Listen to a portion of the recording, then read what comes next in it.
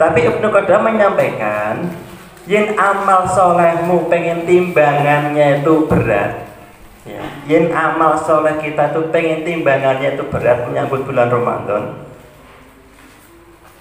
kunci pertama adalah kita itu memaafkan orang yang telah mendolimi kita.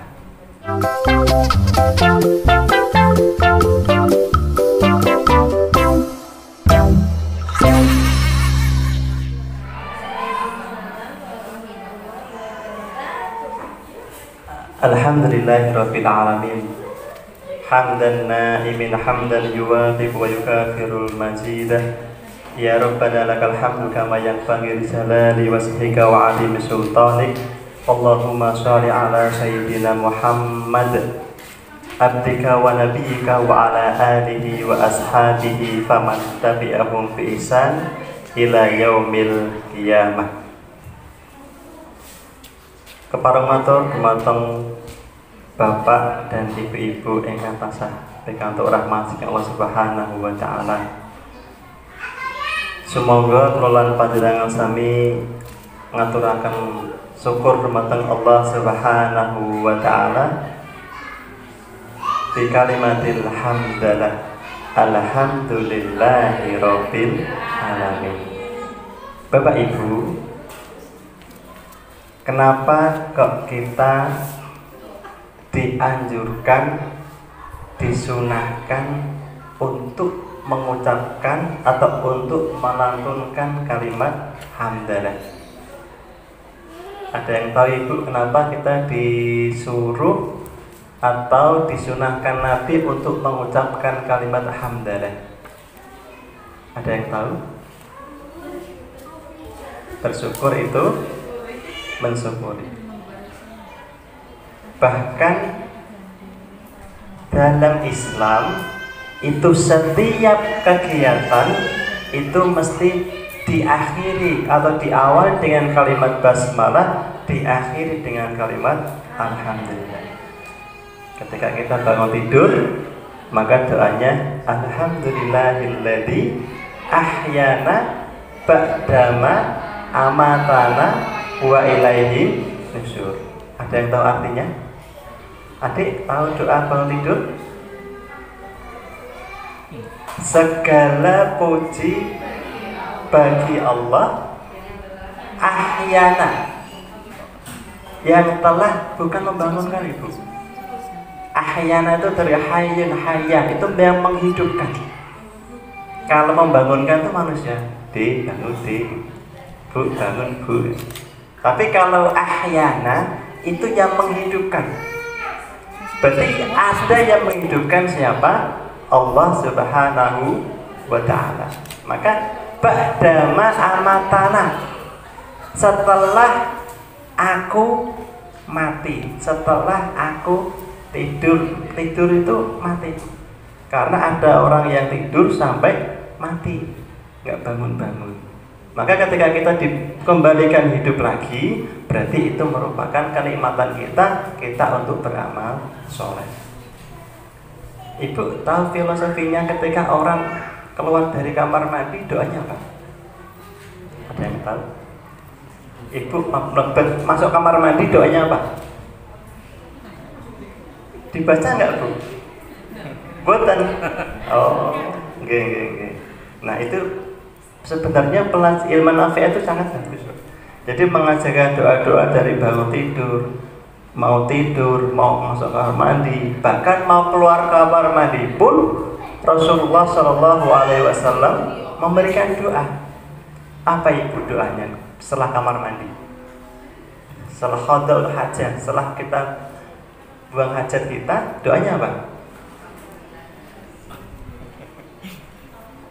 Dulu pas TK diajari mboten Bu? Nggih. Anu ibu-ibunya mboten, larinya ibu-ibunya dulu waktu TK diajari mboten?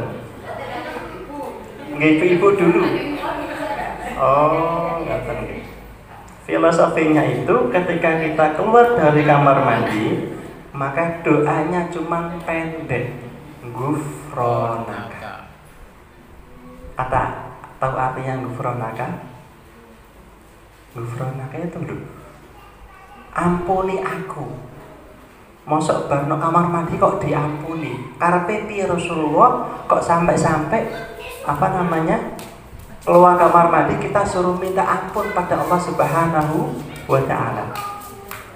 Ibu tahu kalau orang maaf tidak bisa kentut itu perutnya berbuntong itu. Sebab ibu tahu kalau kita tidak bisa maaf buang air kecil itu sakitnya seperti apa? Sakit banget. Ibu tahu ketika kita tidak bisa buang hajah atau buang air besar, terus perutnya sampai apa? Seperti apa? Sakitnya minta. Bahkan ada yang dibawa ke rumah sakit gara-gara tidak bisa buang air besar, tidak bisa buang air kecil. Maka ketika kita bisa masuk kamar mandi sendiri, bisa keluar sendiri, maka keluar kok kita minta ampun itu benar. Itu Kanjeng Nabi itu menganjurkan kita suruh memperbanyak minta ampun. Ya Allah, ampuni aku ya Allah. Alhamdulillah aku wis plong. Merasa kita bisa. Apa jadinya ketika orang tidak bisa membuang air besar, buang air kecil? Maka setiap amal soleh, maka kita selalu mengucapkan Alhamdulillahirabbil alamin. Salawat dan salam semoga tercurahkan kepada junjungan Nabi kita Nabi Muhammad sallallahu alaihi wasallam, yang mana Rasulullah sallallahu alaihi wasallam sebagai uswatul hasanah, sebagai suri toladan, yang mana Rasulullah sallallahu alaihi wasallam itu merupakan khatamul anbiya, penutup para nabi. Kanjeng Nabi Muhammad menika ngendikaken man absata ayu sa'alahu fi rizkihi wa yunsa'alahu fi atharihi falyasil rahimahu. Barang siapa yang ingin dipanjangkan umurnya dan dilapangkan rezekinya, maka kita disunahkan untuk silaturahmi. Maka termasuk pertemuan rutin ya, semoga ke depan ada pertemuan rutin pengausan ini merupakan ajang silaturahim antar wali murid. Ketika tidak ada pertemuan seperti ini juga kadang kita tidak ada sempat ngobrol. Maka dengan adanya ini semoga harapannya apa? Ada ikatan. Semoga harapannya apa? Allah Subhanahu wa taala itu melapangkan rezeki kita dan dimudahkan urusan kita. Maka ibu-ibu yang dimuliakan Allah Subhanahu wa taala, ajang ini merupakan tazkiyatun nafas, penyucian jiwa kita, sebagai langkah tolabul ilmi, juga sebagai tazkiyatun nafas, penyucian jiwa kelunan panjenengan sami. Bapak Ibu yang dimuliakan Allah Subhanahu wa taala, Ibu sudah siap belum kalau Ramadan datang? Yang disiapkan apa Ibu? Kolak. Besok kira-kira sahur apa ya? Iya. Apalagi Bu? Besok bukanya apa ya? Bu, aku belum poso. Sementing buat cepat es, es buah gula lengkap. Tadi Bapak Asti sebagai pengurus atau ketua yayasan tentang kesehatan. Di sini nanti kami akan menyampaikan tentang bagaimana persiapan kita ketika menghadapi atau menyambut bulan Ramadan.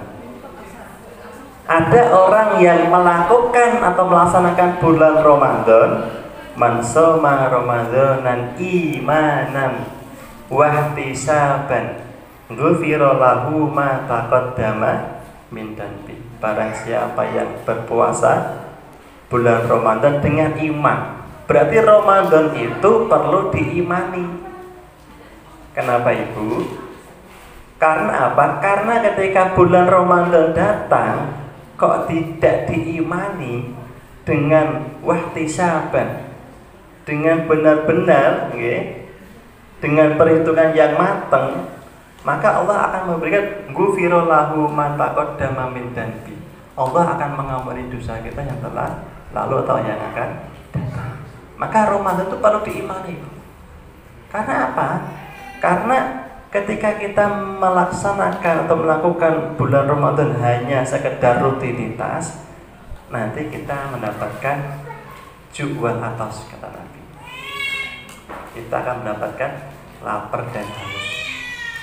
Maka yang pertama sebelum datangnya bulan Ramadan, Ibnu Qudamah itu pernah menyampaikan bahwa amal-amal soleh yang timbangannya nanti berat. Ibu pengen buatan Bu, ini maaf, bobotnya tuh ada yang sampai 80 kilo. Ada nggak? Ada. Kira-kira kalau timbangannya itu, ini kan kalau badan ya 80 kilo kan kabutan awak.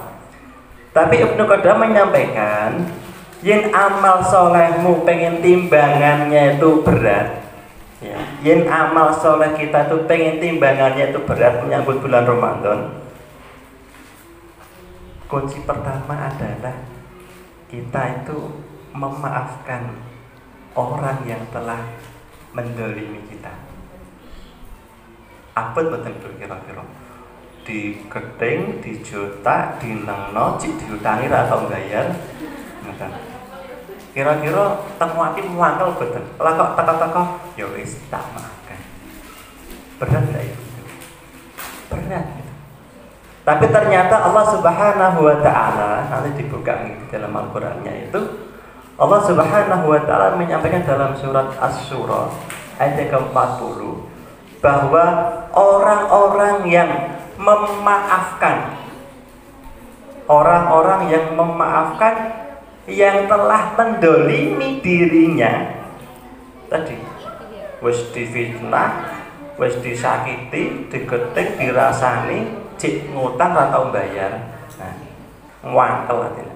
Itu kok bisa memaafkan orang itu, maka Ibnu Qudamah mengatakan timbangannya, mizannya itu malaikat tidak bisa memberi kecuali Allah langsung yang akan memberikan pahalanya. Mana dalilnya? Mana buktinya? Kami bacakan. A'udzubillahi minasyaitonirrajim. Bismillahirrahmanirrahim. Wa man afa wa aslaha fa ajruhu 'alallah. Barang siapa yang memaafkan dan barang siapa yang menjalin seduluran, maka Allah Subhanahu wa taala langsung akan memberikan pahala. Maka Allah Subhanahu wa taala akan langsung memberikan timbangan pahalanya lebih besar sebagaimana tadi orang yang bobotnya 90 sampai 100 kilo. Berat tuh. Jadi yang kita itu bisa memberikan maaf kepada orang yang pernah mendolimi kita, maka Allah langsung nanti yang akan memberikan pahala. Kira-kira remen betul buatan itu. Saestu. Nanti kalau ada orang datang yang pernah, kan tentunya kan kita kan punya kita kan tentunya punya tetangga atau teman yang pernah nyakiti, wis tak gawe mati. Lho wong apa jenenge nyakiti kok digawe mati, mana ini. Nah, tentunya kita pernah. Lah, kok ibu bisa memberikan maaf, itu luar biasa. Maka sebelum datang bulan Ramadan, maka Ibnu Qudamah tadi memaafkan orang yang pernah mendolimi kita. Itu yang pertama. Itu Bu, kita maka di dalam doa Rasulullah kan apa? Rabbi shrah li sadri wa yassir li amri wahlul 'uqdatam min lisani yafqahu qawli. Apa Bu nggih? Artinya apa Ibu? Ya Allah, lapangkanlah dadaku. Maksud? Nggih, mudah alasanku. Iya. Iya. Dan iya, itu bagus. Jadi sampai Nabi itu membaca Rabbi shrah li sadri wa yassir li amri itu supaya kita tuh berlapang dada. Kan pernah kan Nabi itu ketika para sahabat ketika pas sholat itu sahabat lewat dono gitu kan. Langsung Nabi ngendika dia adalah calon penghuni surga. Langsung sampai ketiga kalinya Rasulullah tuh bilang dia calon penghuni surga. Yang bilang Rasulullah Bu. Lah kira-kira kita calon penghuni surga apa neraka kita belum tahu. Gitu. Ada nggak yang pernah kalau calon penghuni neraka ada yang pernah bilang gitu nggak? Belum pernah gitu. Kalau calon penghuni surga, lah ini Nabi yang bilang, dia calon penghuni surga sampai 3 kali. Kalau sahabat itu kalau sudah Nabi yang bilang, itu langsung penasaran, langsung istilahnya fastabiqul khairat itu tenanan, langsung dia mendatangi rumahnya, bilang Pak, aku tak nginep nang omahmu tolong dino. Maka ibu, kalau kita bertamu, ini surah Nabi, kita bertamu itu baik itu di saudara atau kita bertamu di mana, kita tidak boleh lebih dari 3 hari. Itu Nabi sunnahnya gitu. Jadi kalau kita bertamu ke tempatnya saudara itu sebaiknya 3 hari, kalau lebih 4 hari bahkan seminggu dan balik. Kenapa ibu? Kalau 1 hari, 2 hari, 3 hari sudah baik. Tapi kalau sudah ke-4, ke-5 nanti takutkan nanti kita tahu aib saudara kita. Maka surah Nabi itu bertamu itu tidak boleh lebih dari 3 hari. Ngenang no tonggone ya untuk lebih dari 3 hari. Jutaan ya untuk lebih dari 3 hari. Kalau ngenang no suami ini biar Mas, ya untuk lebih dari 3 hari. Gitu gitu. Nah, makanya apa? Ketika sahabat itu bertanya di rumahnya, menginap di rumahnya itu tidak ada amal yang lebih Bu. Sholatnya ya padha aku, ngajine ya padha aku, posone kadang kala kan. Maca Quran ya padha aku. Apa yang menyebabkan Rasulullah bilang kamu diucapkan calon penghuni surga? Ternyata aku orang duwe cilik aten. Ibu tahu cilik aten ibu? Cilik aten itu apa? Sensitif. Sudah padahal baru sariawan, pokoknya ngomong aku ya. Kok ora gelem ngomong aku padahal lebih sari yang orang. Sopor ora diketemui, ora dijawab SMS-e, WA-ne, lagi kayak gini langsung WA bulan. Itu Nabi itu tidak suka seperti itu. Jadi lapang dada itu salamatus sadar itu seperti samudra yang luas gitu. Maka sebelum bulan Ramadan datang, yuk kita memaafkan. Memang dari Rasul tidak spesifik udah maafkan enggak, tapi paling tidak hati kita tuh biar bersih. Ya ayyatuhan nafsul mutmainnah irji'i ila rabbiki radiyatan mardiyah. Hai jiwa yang tenang, nantinya ketika nanti kita pas bulan Ramadan kok tidak sampai kita meninggal dunia, maka apa? Hati kita itu bersih. Maka yuk kita saling memaafkan. Setuju oke? Setuju, yakin setuju memaafkan oke? Itu yang pertama. Maka yang kedua, bahwa kita ketika menyambut bulan Ramadan itu suruh memperbanyak berdoa. Ibu pernah nggak berdoa untuk ketika menyambut bulan Ramadan? Doanya apa ibu? Biasanya apa ketika menyambut bulan Ramadan? Ya roja bana itu kan ada doa seperti itu ya. Nah ini ada doa yang mana doa ini dibaca yang diriwayatkan tentang Yahya bin Basir. Apa doanya? Allahumma salimni ila Ramadan wa salim li Ramadan wa salamhu minni mutaqabbalan. Artinya apa? Ya Allah, salimni ila Ramadan, pertemukan aku pada bulan Ramadan. Wasalim li Ramadan, dan mudahkan aku untuk mengerjakan apa itu? Puasa atau kegiatan ibadah di bulan Ramadan.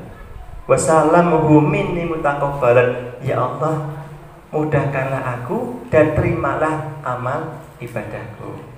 Maka ketika setelah bulan Ramadan itu kan ada doa. Ibu kalau kayak silaturahmi ke rumah-rumah kan, halal bihalal kan ucapannya kan minal aidin wal faidin. Padahal Nabi itu menyampaikan doanya bukan itu. Taqabbalallahu minna wa minkum, taqabbal ya karim.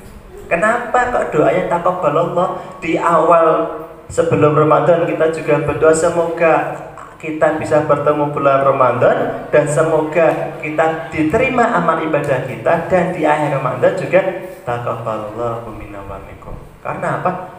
Ditakutkan nantinya ketika bulan Ramadan sudah hadir, kok ternyata amal kita itu muspro, hanya mendapatkan atos dan juk, haus dan lapar.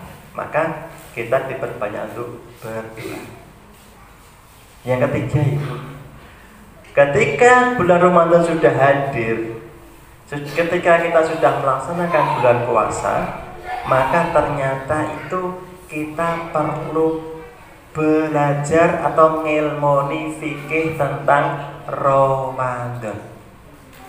Jadi tidak hanya sekedar kita rutinitas. Karena saya tuh sering kadang tanya, Bu, Mas, kira-kira, nah kalau anak kecil kan kadang saya tanya, Pak Andis, ngentut no kamar mandi no kolam renang itu batal apa ora? Nah, kadang kan pertanyaan seperti itu kan terulang-ulang. Kira-kira nyicipi makanan ditelan itu batal apa ora kan gitu. Itu padahal setiap tahunnya kita itu melaksanakan gitu.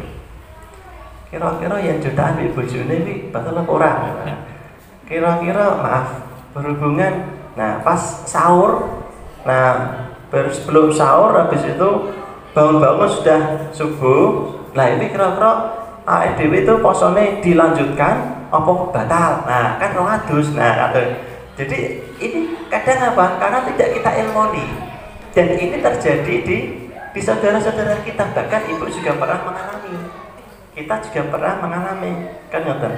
Nah makanya ilmu itu penting. Thalabul ilmi faridatun ala kulli muslimin wal muslimat. Sebenarnya belajar itu tidak hanya untuk anak-anak kita, Ibu. Ketika kita dewasa, ketika kita sudah jadi orang tua, itu tetap masih ada untuk belajar. Ibu kita pernah nggak belajar tentang fikih Ramadan? Pernah, Ibu? Paling tidak coba kita buka di grup, buka di YouTube tentang fikih Ramadan. Bisa menyebutkan kayak siapa? Ustaz Adi Hidayat atau Ustaz Reza Basalama, atau yang ahli fikih itu dari Rombak siapa? Kusbah itu ahli fikih itu. Nah itu rumusnya Mbah Maimun Jubir. Itu kita perlu, Ibu, di ilmoni. Jadi setiap kegiatan baik di bulan Ramadan itu kita tidak ragu gitu loh. Maka ilmu-ilmu tentang Ramadan itu ya perlu kita kaji. Kayak juga musafir, bolehkah kita ketika perjalanan, bolehkah kita membatalkan puasa? Jaraknya berapa? Kan perlu diilmoni gitu. Lah kenapa hal ini tidak dilakukan? Karena apa? Karena kadang kita itu ketika bulan Ramadan yang pedagang disibukkan dengan dagangannya gitu. Yang istilahnya tuh sang ibu-ibu kadang disibukkan dengan apa, Bu? Dengan belanja kira-kira kok tadi sahur apa bukane apa. Kira-kira kok pas Ramadan bodo tak tukono apa itu. Maka sekali lagi saya sarankan Ibu, monggo fikih Ramadan sebelum datang bulan Ramadan ini kita ilmoni. Kita ilmoni, benar kita ilmoni. Banyak materi-materi di YouTube atau di Google yang bisa kita cari tentang mungkin pembatal puasa, syarat sahnya puasa itu apa, langsung batasan kita tidak makan itu apa. Karena kenapa, Ibu? Karena kalau hanya kita sekedar puasa, tidak makan dan tidak minum, orang Nasrani pun juga melakukan puasa, orang Yahudi pun juga melaksanakan puasa. Kalau zaman dahulu sebelum ada kewajiban Ramadan, orang Yahudi itu membiasakan puasa dari dari fajar, bukan itu isya. Jadi waktu Isya itu baru buka. Maka di dalam Ramadan itu ada aturan mainnya. Ketika al-imsak gitu. Nah ini emang kalau al-imsak itu emang ada dua pilihan Ibu. Dua pilihan begini. Dalam riwayat Umar itu menyampaikan pernah Umar itu ketika baru sahur itu ternyata adzan sudah apa namanya sudah al-imsak kan, ketika adzan masih makan Ibu. Langsung sahabat Umar tanya kepada Rasulullah, ya Rasulullah, apakah makanku ini tak berhentikan atau dilanjutkan? Maka Umar bilang, pastamir, teruskan. Artinya apa? Artinya bahwa imsak itu sebenarnya itu kalau kami itu boleh untuk masih makan. Kenapa? Karena itu sebagai masa kayum siku, gitu kan? Artinya loh, imsak cekelo, hati-hati, gitu kan? Karena apa? Sebentar lagi mau datang atau sebentar lagi mau ada. Cuman kadang kita itu imsak wis ora tok mangan.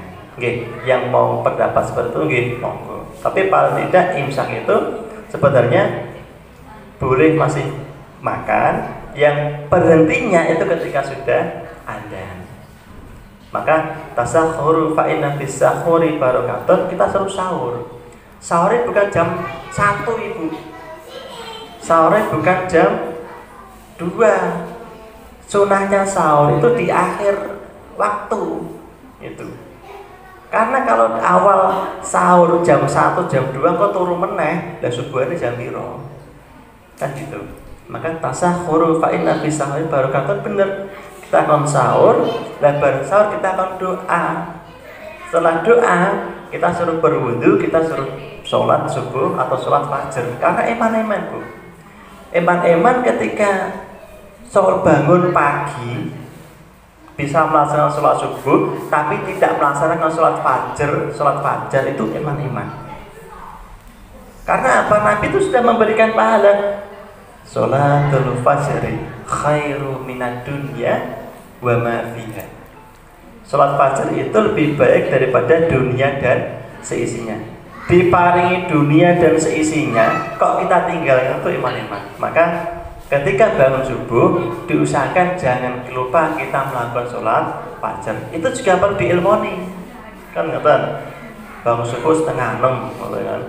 Langsung sholat fajar sih, baru sholat subuh nggih mboten parang. Karena sholat fajar itu di awal waktu tadi mendekati subuh tadi, atau pas waktu subuh. Bapak Ibu yang dimuliakan Allah Subhanahu wa taala, selanjutnya yang terakhir, bahwa sebelum Ramadan itu datang atau menghampiri kita, maka yang selanjutnya adalah kita adalah bersabar. Apa Ibu? Sabar itu ada batasnya enggak? Saestu Ibu. Kira-kira yang lari ini kok, maaf, angel dikuandani, awake dhewe kemerokok, yang dilakukan apa biasanya? Oh, anak dikuandani ya. Paling yang sapa kuwi padahal anake dhewe. Paling tidak Ibu, nggih kami sarankan ketika dalam kondisi kita emosi, nah itu jangan ada ungkapan-ungkapan yang ungkapan itu tidak baik. Oh, anak angel kan, anak kurang ajar. Kok anak kurang ajar beneran? Karena orang tua itu doa. Pernah nggak imam Masjidil Haram gitu, Syekh Ngomidi itu kan? Itu ketika dulu pas kecil ya sejarah itu beling, nakal gitu. Tapi orang tuanya itu doanya apa? Semoga kamu menjadi imam Masjidil Haram. Mangkal-mangkal itu doanya apa itu loh. Maka sabar itu. Maka di dalam surat Az-Zumar ayat ke-10 itu Allah menyampaikan, berfirman, innama yuwaffal sabiruna ajruhu ghairi hisab. Sesungguhnya orang-orang yang sabar, orang-orang yang sabar, maka Allah akan memberikan pahala ghairi hisab yang tanpa batas.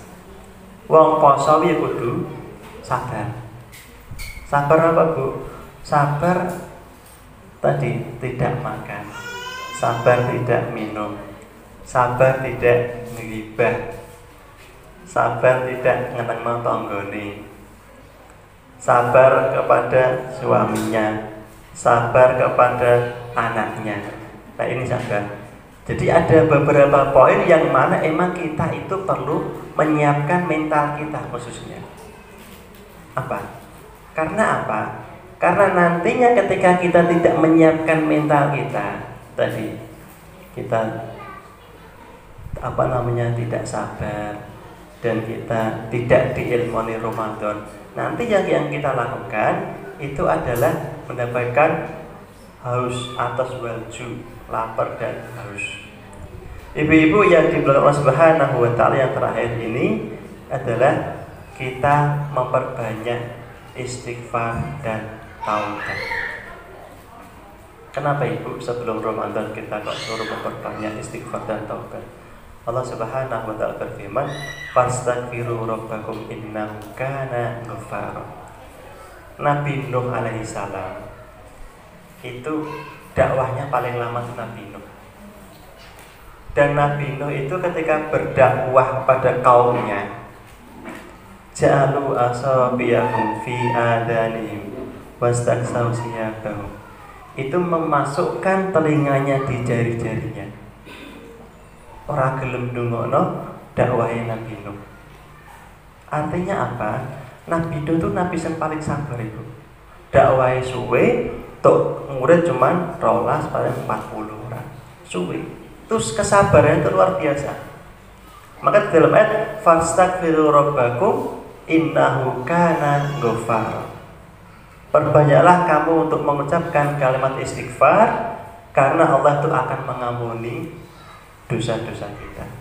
Rasulullah setiap harinya istighfar berapa kali? Ada yang tahu? Ada yang tahu Ibu? Ibu pernah menghitung enggak? Satu hari kita mengucapkan istighfar berapa kali? Ibu pernah menghitung? Enggak. Ada yang pernah menghitung? Dihitung Bu.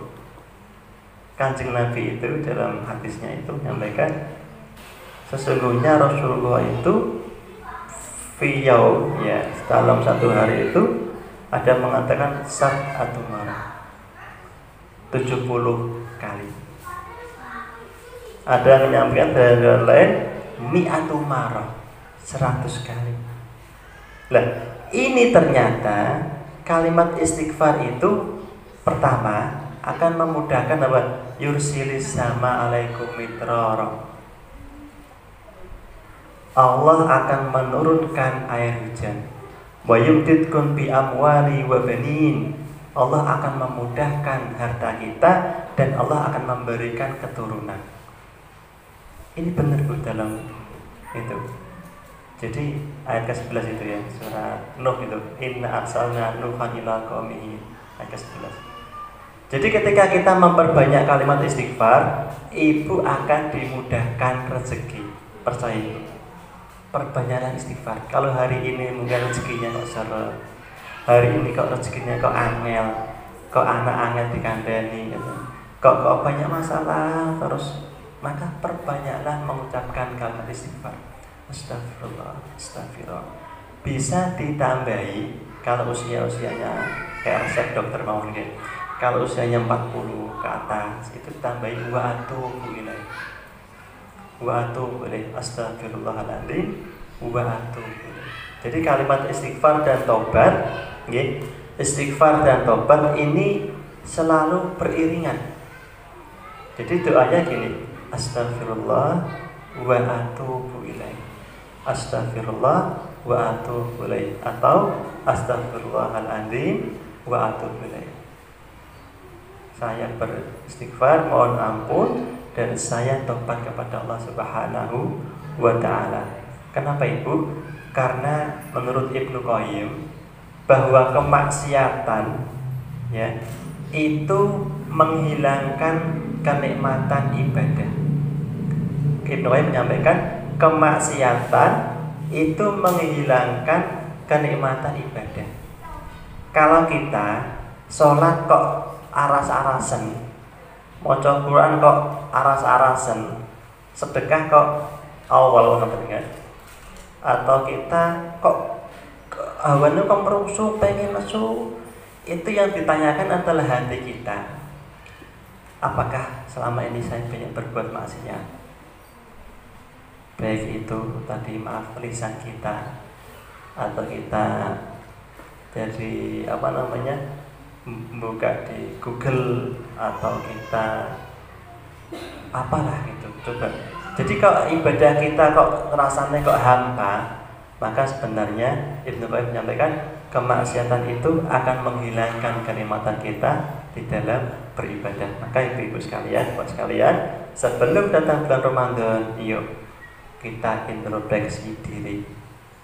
Maka Imam Syafi'i yang terakhir, Imam Syafi'i itu mengatakan bahwa perbanyaklah kamu taubat dan istighfar, karena jiwa-jiwamu itu akan mengokohkan ketaatan kamu kepada Allah Subhanahu wa taala. Perbanyaklah istighfar, perbanyaklah taubat, karena jiwa hatimu itulah yang akan mengokohkan untuk ketaatan kepada Allah Subhanahu wa taala. Di dalam doa Nabi, ya muqallibal qulub. Ada yang hafal? Ya muqallibal qulub, sabit qalbi ala dinik, ya musarrifal qulub, sarif qalbi ala taatik. Ya Allah yang membolak-balikkan hati, kadang sregep, kadang ya aras-arasan kan ngoten kan. Ya muqallibal qulub, yang membolak-balikkan hati, ya Allah sabit qalbi ala dinik, tetapkanlah hatiku dalam ketaatanmu. Ya muqallibal qulub, sabit qalbi ala taatik. Ya Allah yang membolak-balikkan hati kami, tetapkanlah hati kami dalam ketaatan kepada Allah Subhanahu wa taala. Maka kuncinya tadi Ibnu Qayyim, ketika kemaksiatan akan menghilangkan kenikmatan kita beribadah kepada Allah Subhanahu wa taala. Demikian dapat kami sampaikan, semoga bermanfaat. Semoga Ramadan yang akan datang ini kita bisa melakukannya, kita bisa menyempurnakan ibadah kita, dan semoga kita bisa bersabar dalam melaksanakan ibadah bulan Ramadan dan amal kita diterima Allah Subhanahu wa taala. Assalamualaikum warahmatullahi wabarakatuh.